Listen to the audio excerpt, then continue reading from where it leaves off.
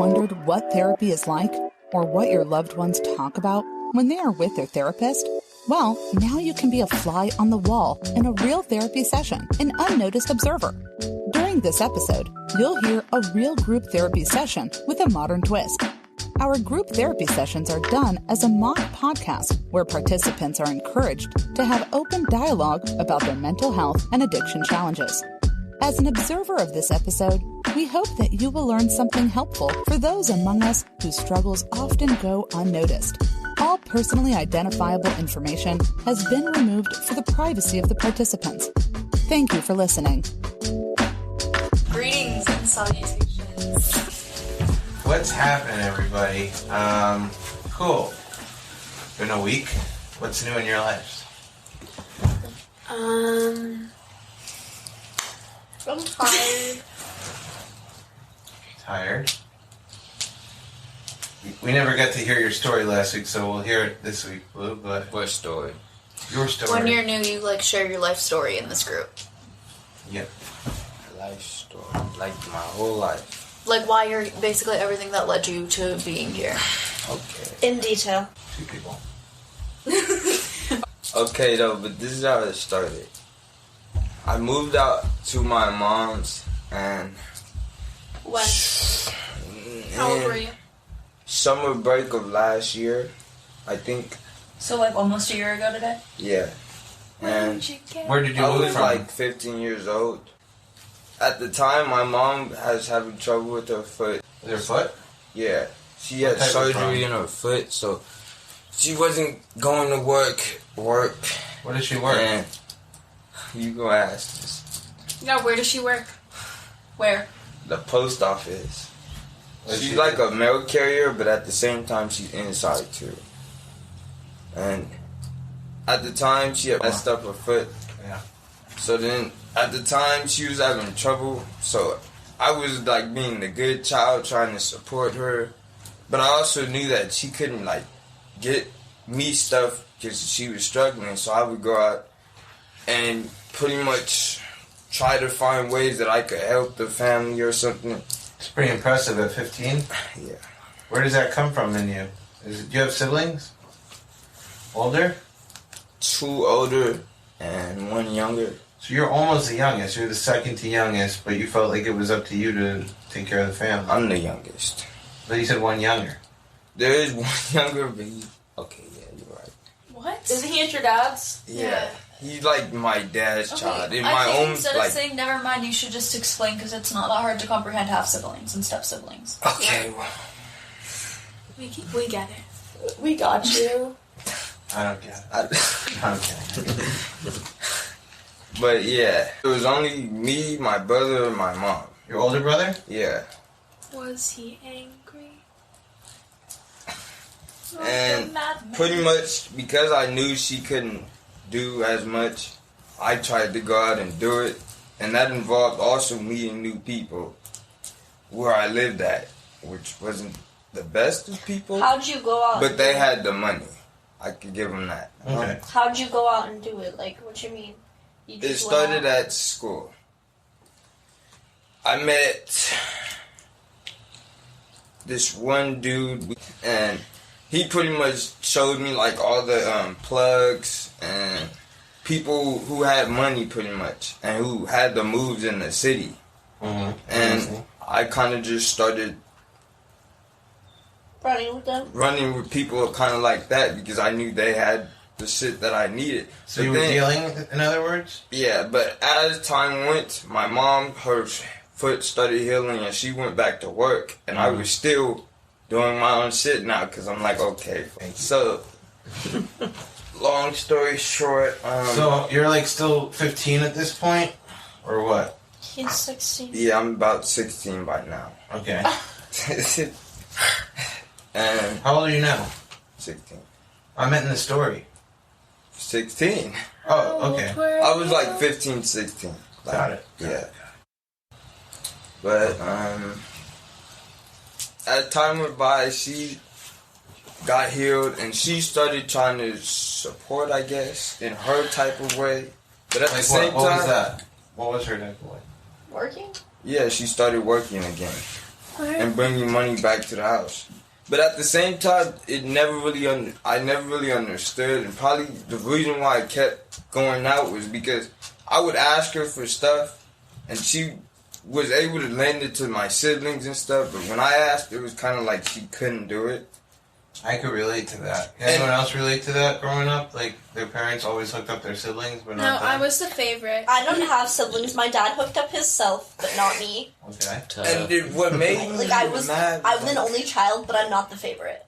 Anyways. Oh. I was a favorite because my sister failed and my brother has autism. Why No, do they not like him? No, it's just he was just hard to deal with. I get it.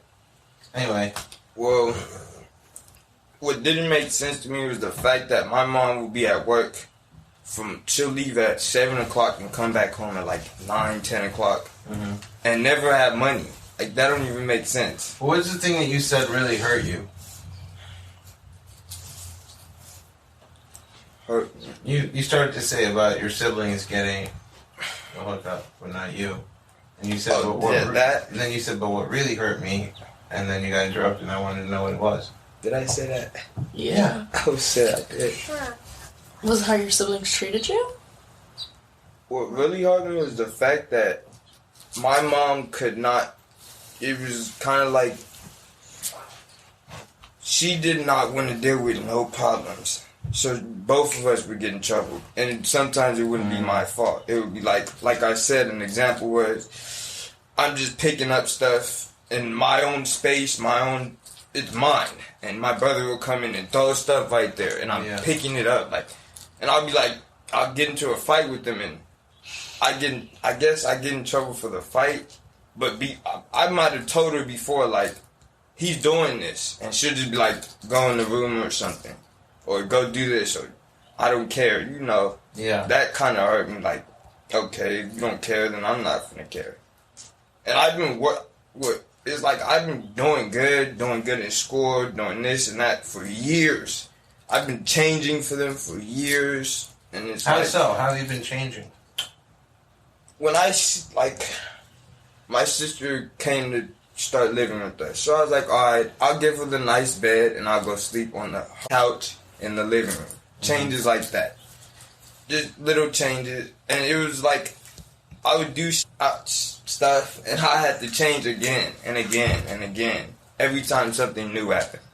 I'm going to stop you for a second. I want to know if anybody relates to anything here so far, because everyone else is sitting quietly listening, which is nice, but I don't feel like there's much support in the room. Of course not. It's not that it's I think I have a support. different It's just story. that we don't relate. Yeah. Okay, I mean, you don't have to relate, but there might be some parts of it you relate to. Do you guys feel like you've They changed seem- yourself and it I wasn't relate noticed? to the What changing other thing. stories? Okay. I relate to the changing thing because, my dad, in order for him to love me, I always had to, change and be exactly how he wanted me to be, or he wouldn't love me. So. What was that like? How did he want you to change to be like what? He liked to, hike and stuff, and I didn't like that. But, or, fish. I like hiking. I don't like fishing. But, if I didn't go fishing with him, then he'd, be mad at me until I did something that he wanted. His love is So conditional. it was manipulative. Oh, yeah. A lot. But, yeah, so, I would just have to, He couldn't change stand myself. you saying no to him, basically. Yeah, and I'd have to, change myself to, I always thought that I had to be like him and do things for him to like me. And so when I Have you started... ever told him that? Yeah, I told him that, last time I was in rehab. We're not really talking right now because, he's just super narcissistic and, I'm not closed off to our relationship forever because everything changes all the time. Good or bad. I know you were going to say... I knew someone was going to say that. Shut up. Anyways, everything's always changing. So, I'm not, closed off to, a relationship with him. I just don't think it's a good idea for right now in this very moment. And, he's just, not a healthy person that I want to surround myself with, so... Yeah, and you said, I always thought something and I interrupted you. What was it you were going to say? I don't know. That's twice now that that's happened, but not with you, but in this group. So Sorry. But Teresa, I agree. I totally, me and my brother used to fight all the freaking time because, I would be doing something, and he would, screw it up, and I'd be like, fight me. And so I would. And then my parents would be like, Izzy, you need to control yourself. And I'm like, I'm the younger one. I should not have to deal with, the older kid freaking being a butt hole all the time. Exactly. he should be able to control himself. Like, he tells me to, like he eggs me on, and it's like, he'll literally, like, sit there, and, like, I'll be, like, yelling at him, getting mad. He's like, ugly, stupid, do something, you ugly, and literally me and his tail. That's something that just, you're like, okay, I'm done, I can't do it no more.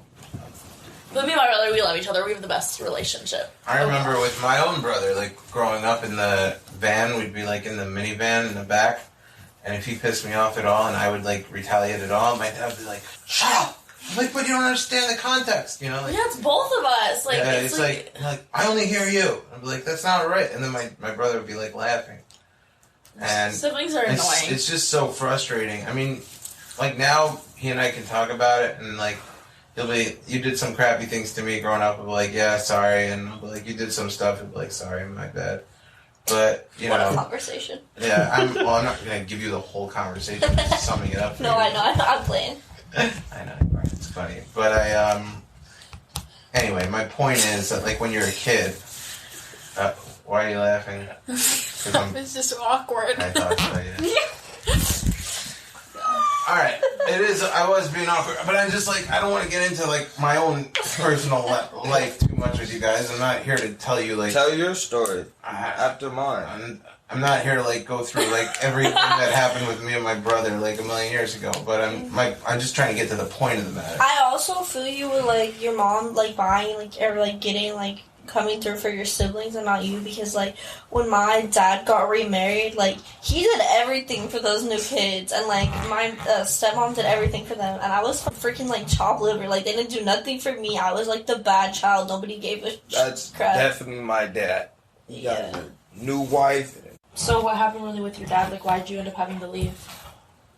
He literally came home one day, we married, and brought 3 new children to the house. And I was like, bought? It doesn't sound like that. I was like, okay, I'm out. That's it. No. So you're just like, I'm not gonna do this? It was too much. It was too much children. He didn't have the money for it. I'm tired of being forced to go to a church and the pastor was fake as crap. And I didn't really, like I said, tell jokes in the church, make it seem like it was funny. Or she would blame us for, like, she would literally be up there making jokes about God, like, and cussing up in front of the church. Like, That's funny. why are we still? And then she would bring other pastors in who did the same thing. Or she would blame us for something, and he would keep that we didn't do, and he would keep making us go to the church. So I'm going to interrupt you for a second because it's funny. I actually was thinking about this today. Like, I went to Jewish school for a while. Then I went to public school, because I got kicked out. But I went to Jewish school for a while, and they teach you all the religious stuff, like you're supposed to do and how you're supposed to act and all that. And then, like, cut to years later, I'm doing stand-up in New York, and my manager at the time got me a gig for all these religious Jews to do comedy, me and this Italian guy. So, like, he doesn't really know anything about Jewish culture because he grew up in Italian culture. And he's like, oh, you go on first because you know, like, Jewish people and you're Jewish and, like, you can, you know, feel it out and stuff. So it's, like, in the basement of a steakhouse. They rented it out, and it's, you know, for this company party, and everybody's super religious Jews. So I, like, know from growing up in religious Jewish school, like, you know, you shouldn't curse, you shouldn't do this and that, you know, just try and keep it clean, because they'll be offended. Is that why we don't cuss? What? Is that why we don't cuss for this? No, that's rehab's rules, but not mine. Really? Yeah, for my group. It's different for different groups. Because he's not like a therapist. Yeah, and it's recorded. So I'm like, but I used to, you know, when I would do a normal gig, I would curse or whatever, you know? But I was just like, okay, if these guys are really religious, I'm gonna, like, censor for them. So I go on, and I censored my whole act pretty much, and it did okay. Not so great. Like, I was just like, this next guy's gonna have a rough time though, because he's super dirty comic. Like, he's gonna go up there, they're gonna hate him. Because there was a break between the two comedians, so people could go, there was like a buffet. I don't know, I'm telling you all these details, but I like to tell the story the right way. Exactly. So people were going up and they're coming up, they're like, they talk like this because they're like really religious Jews. They're like, should have, oh my god, that's so accurate. Maybe it could have been a little bit less with the filth and stuff. I'm like, I thought it was pretty good. They go, it could have been a little better, you know. It's like, okay, whatever. They're like Israeli? No, they're just really religious, like from Brooklyn. Orthodox. Yeah. So the second half of the show happens. My Italian friend, the comedian, goes up. He's filthy. And I mean filthy, like stuff I could never say here and keep my job, right? He goes up there and he killed. They loved him. They loved him. And I was so mad at them because I was like, they're such hypocrites. First of all, like, why are they going to judge me because I'm Jewish? And they're like, you should know better. Like, don't put me on a different thing than him. Like, just because I'm Jewish, I'm not allowed to be dirty and telling me when I worked clean. So that's first of all. And second of all, you guys are all super religious. Why are you laughing at the dirty stuff? Like, why dress that way if you aren't, like, why walk the walk if you're not going to talk the talk? Like, I don't mind people laughing at dirty material. I had a lot of dirty material. But it's like, if you're going to pose like you're one way, and then like somebody comes on and it exposes that that's what you really like. And that's not true for all religious Jews. I've met lots of religious Jews that are the real deal. But I'm just saying, like, this particular group of people, they obviously, their minds were not what they were projecting to the world. And that reminds me of your story. Right. Which is why I think you got so mad at the hypocrisy of, like, right. You wouldn't care if somebody was making jokes and they were funny or whatever, but if you're going up in the cloth and you're saying I'm a person of God and you're, like, running a church, then there you are sitting there like, okay, inspire me, show me something, and they're talking to you that way. You're like, that's not what you're supposed to be doing. What made it even worse was I was a pastor's child, which means you have to set an example for every other child that comes to church. Wait, your dad was the one who would make jokes? Or? No, he was like a pastor in the church. They had multiple pastors and stuff. There were a lot of pastors in the church? There was like 2 or 3. And your dad was one of them, and then there was the other lady who you saw. Yeah. You did like different services. So you couldn't even be yourself at church. You had to be the model. And then I'm watching people who were supposed to be models acting like shit. So it's kind of very similar to me that night. It's like you had to act better than everybody else.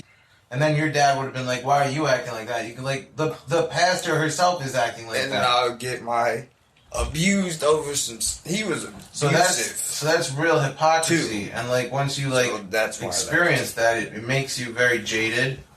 And it definitely, I think it really numbs you to a lot of things in life because you're like, what's real? Why is there this double standard? And yeah, I really kind of, I feel why you brought this up when you're talking about your life, like why this is significant.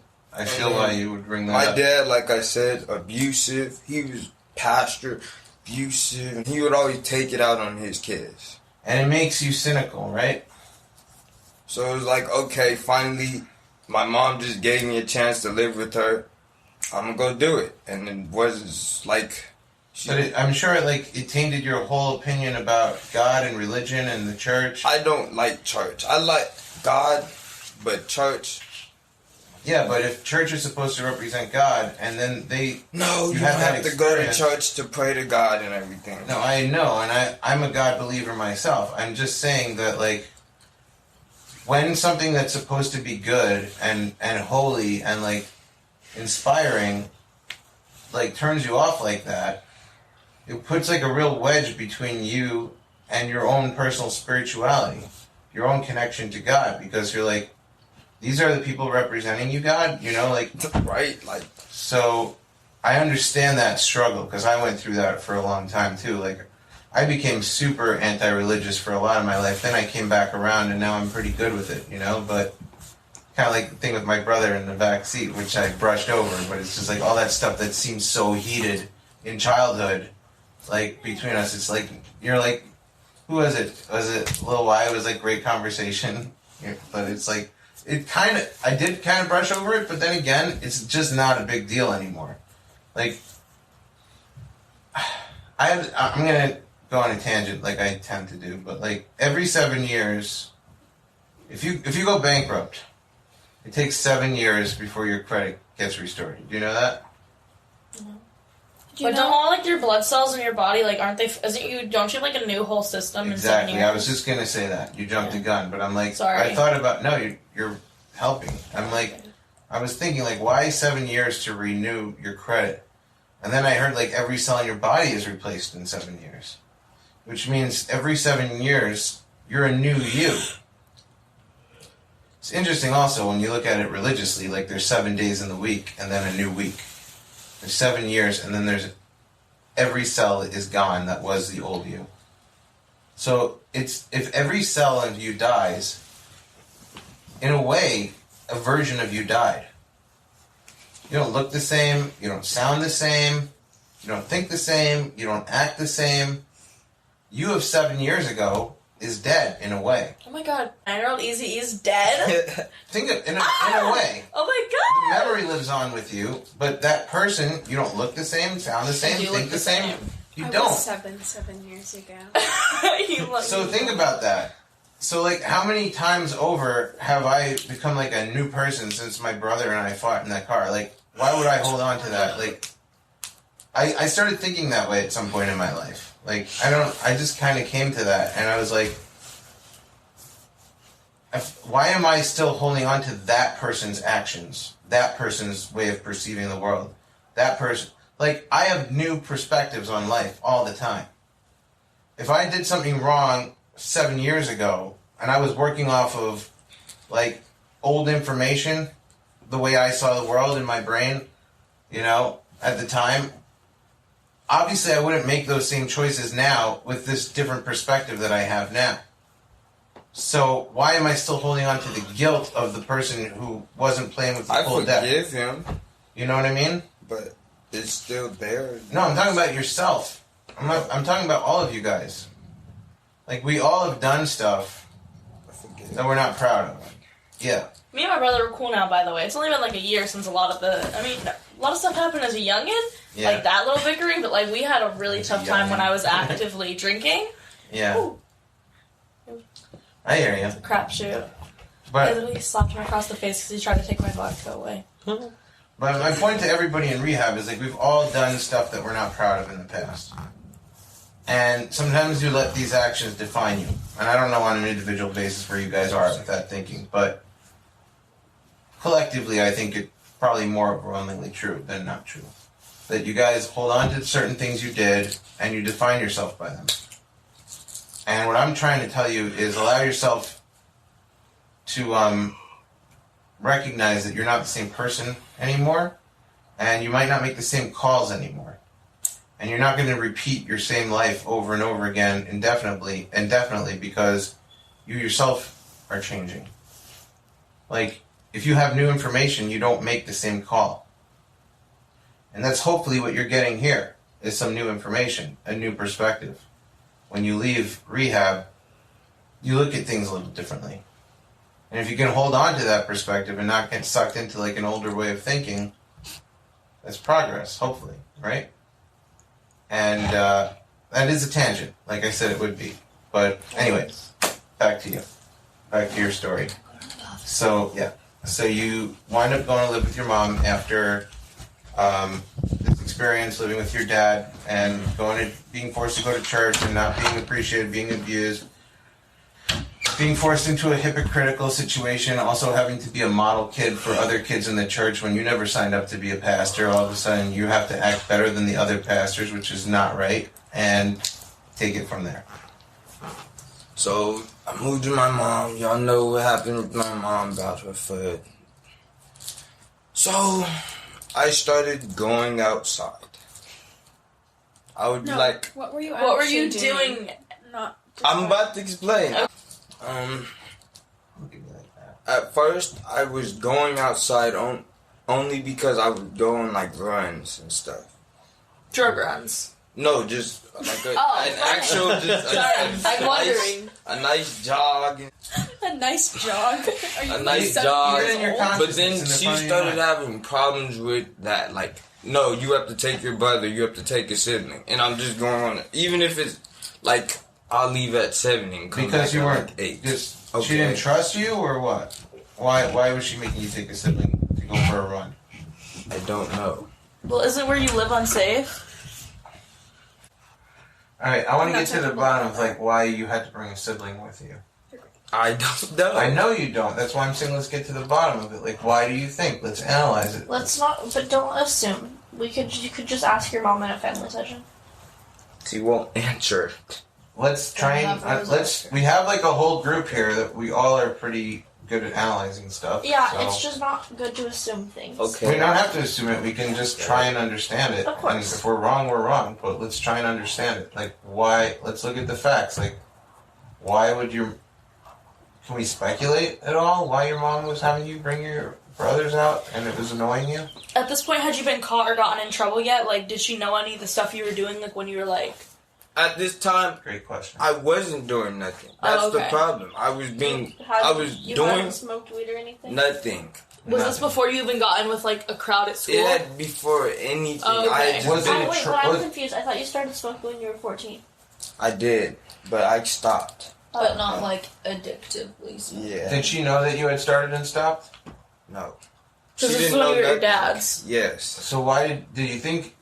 Here's what I'm trying to. She did I'm not trying to know. I understand know this. she didn't. Did she send a sibling with you because she didn't trust you? Is that your I don't impulse? think Is so. that what you think is the reason, or not? I think it's just because her mom thought it was unsafe. For who? The sibling? For him? For But him what to is be out my by sibling Because he himself. didn't gonna know do? the area, Like, or what? Probably because you didn't know the Out of area all because of they're my older. siblings, I'm the only one who would actually fight someone. They wouldn't fight no one. They would get whooped. But I think it's just, like, as a whole, like, a whole idea of the buddy system. Like, it sounds stupid, but, like, So like, you're less likely to get jumped if you're 2 people than if you're 1. Yeah, like, it's big just the fact. fact of the So of she life. was sending a sibling to protect him, you think? Not protect, but That just, shit. like, The it's buddy No. system. a buddy system. That Like, it's not even doesn't so you can work. be more protected. It's just so, like, you're And less of a wrong. target. I wish I could say that, but what my brother and sister looked like would make me more of a target. What are your It's brothers the whole and sisters concept of the buddy system. Yeah. Like, What did they look like that would make you more of a target? My brother's just weird. Can you explain that a little bit? Like, he's just, He's fat.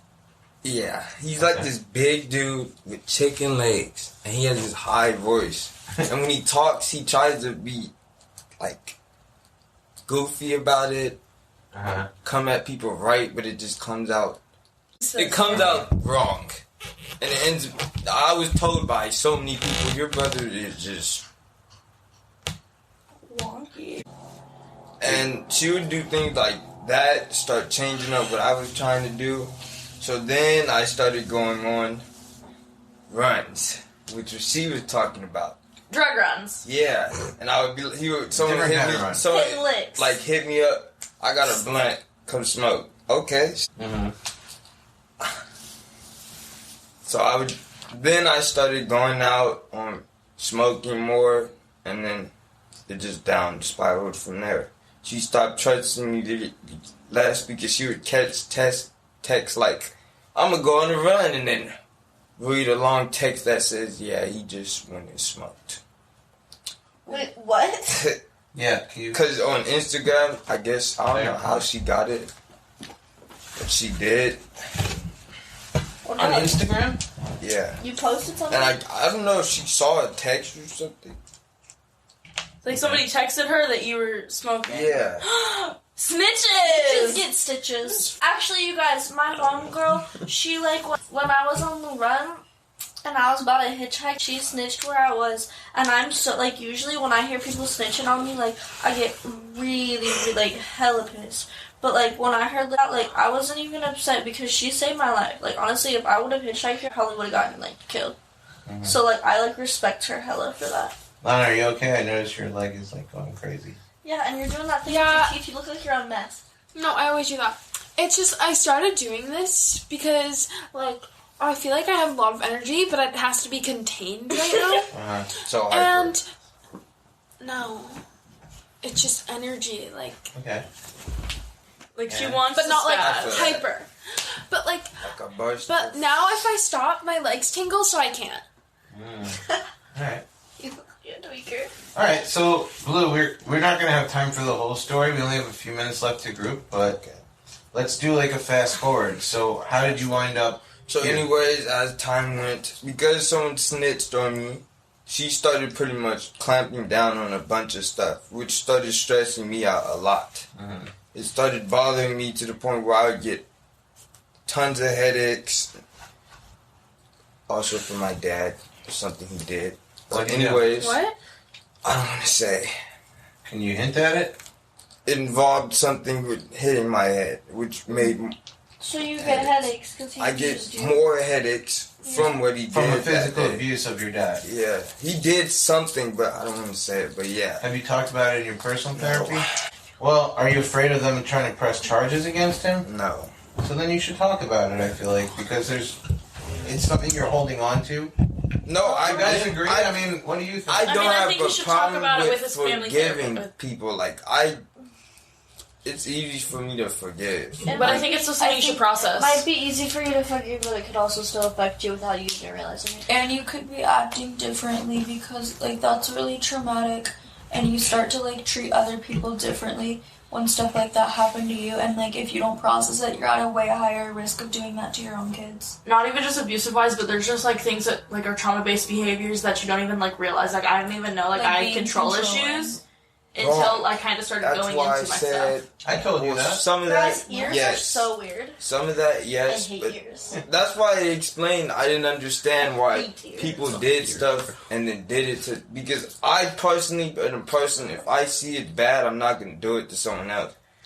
It's not even about doing it to someone else. It's just how it affects you. And like, cause like if, for example, even if like you did like lose control, like that doesn't always mean you're gonna have control issues. That means you could be hyper like submissive, where like you let everyone take power over you because there was one time. You know what I mean?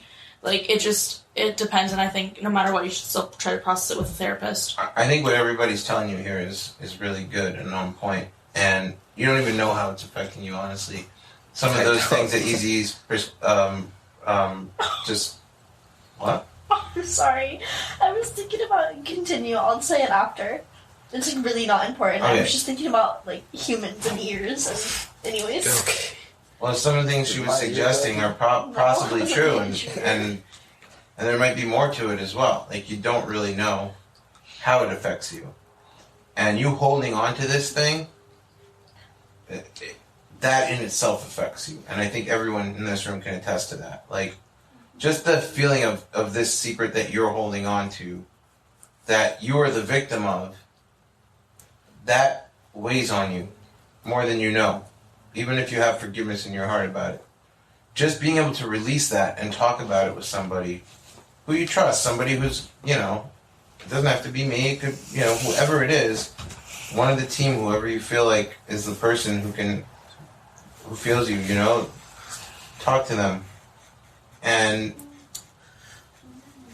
I just know that, like, there were things personally that I held on to for many years, and I thought I got this, and then I wound up talking about them in my own therapies, and it's just a tremendous weight off your shoulders that you don't even expect. Like, you don't even think that's going to make a difference, and it does. And everybody here is telling you that, right? Yeah. Heck yeah. So, I mean, I'm just one of the choir here, but, like, think about that. And I want to hear more about your story and how you got here. Unfortunately, we're not out of time, but we only have 1 minute left, and... Yes. I need to say the ear thing now. Sorry. Okay, guys.